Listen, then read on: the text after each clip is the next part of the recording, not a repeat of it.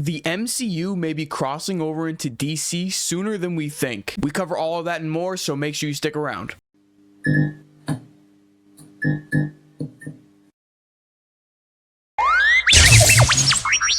What's going on, guys? Welcome back to the Jedi Junkyard. Thank you so much for joining me today. This week has been filled with trailers, news, leaks, everything involved with the MCU. And around here we take the top 10 posts from X and put them into a condensed amount of time so you don't waste any of yours. All I ask that you leave a like and subscribe on the video right now, and let's dive into number 10. Number 10, Spider-Man projects coming out this year. Spider-Noir, which we'll talk about in this video a lot, in the spring. Spider-Man Brand New Day, July 31st. Spidey and His Amazing Friends, for all my kids out there, season 5.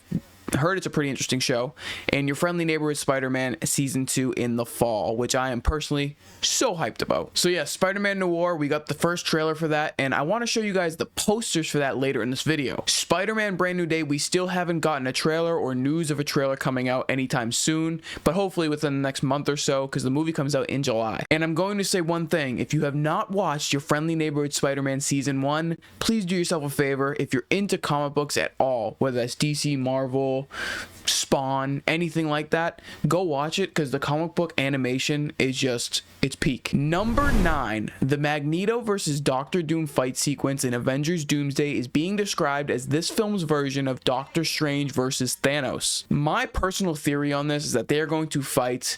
Doctor Doom is obviously going to take the upper hand and have Magneto become a part of his team. You gotta think, one of the most strongest characters that we've ever known in Magneto teaming up with the strongest character we've ever seen on the big screen in Doctor Doom. Who is going to stop them? I do think the fight is going to destroy Earths. Like, I don't think this is going to be like, oh, New York City's gone. No, I think it's going to literally destroy worlds. And if they're comparing it to Doctor Strange versus Thanos, we are in for a treat. Number 8, new posters for Spider-Noir releasing on Prime Video this spring. All 8 episodes will be released this spring on Prime Video, and you can either watch it in black and white or color. What an amazing job. Both of these posters, no matter which way you watch it, is just insane. Me personally, I'm leaning towards the authentic black and white version, but let me know what you guys will be watching down in the comments below. Number 7, the official synopsis for Spider-Noir.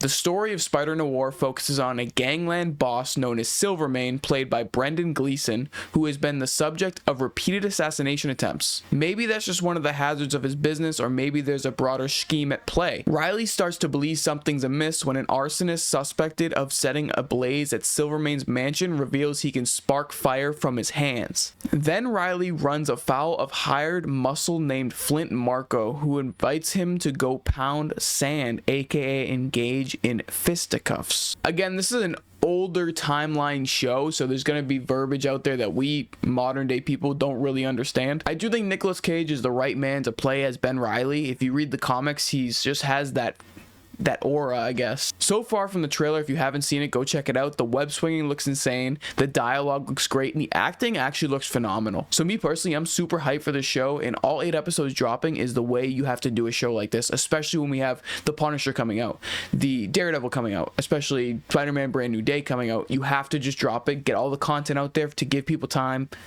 to watch it again, break it down, give theories.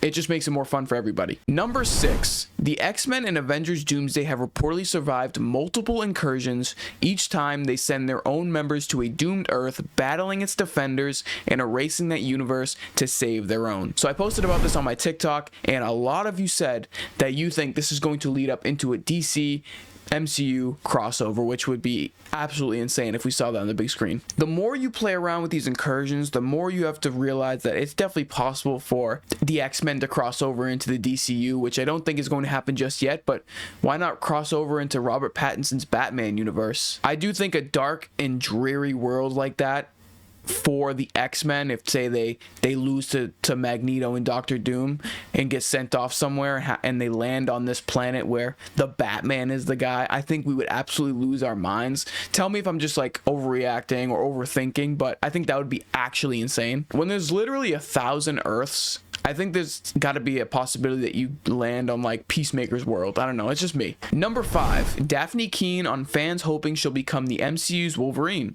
I love that character so dearly. And it means so much to me that so many people love her as much as I do. And it's so special to know that what you've made means something. So she was asked this at a recent Comic-Con event, and I think that she will end up getting the role as Wolverine one day. I don't think people will be mad at it because she actually has an origin story on the big screen. It's different if you just insert an actor or actress into a role that you have no backstory and they're just all of a sudden this character we once loved. I honestly think she fits the role. She has something to fight for. She has training in the past, and you know, she's always going to have Logan to kind of inspire her to keep going and keep pushing through life. A lot of you didn't like that on TikTok when I posted it. A lot of you were like, no, please no, please no. Why not? I'm a fan. Number 4, the Punisher special presentation is officially titled Punisher One Shot Special, coming to Disney Plus this year. I think that's a brilliant title. It makes sense. The Punisher, one shot, one kill. Coming this year on Disney Plus. This is going to be coming before Spider-Man Brand New Day. That has already been confirmed. It's not going to be an elaborate series. I think it's only going to be like one episode, and I think it's going to be like an hour. I could be wrong about that, so I'll obviously keep you guys updated with the more information we get. Since he is in Spider-Man Brand New Day confirmed, we have to get this beforehand because this is going to cover that gap between then and the movie. I will say that I think that Tom Holland's Spider-Man is going to be in this presentation or this special series. I think you need to go check it out. If you haven't already, go watch Daredevil Born Again Season 1. Season 2 is about to drop. Engulf yourself in all of these shows because it's going to mean something leading up to Avengers Doomsday. Because, again, this is Spider-Man Brand New Day is the last piece of work we're getting until Avengers Doomsday this year.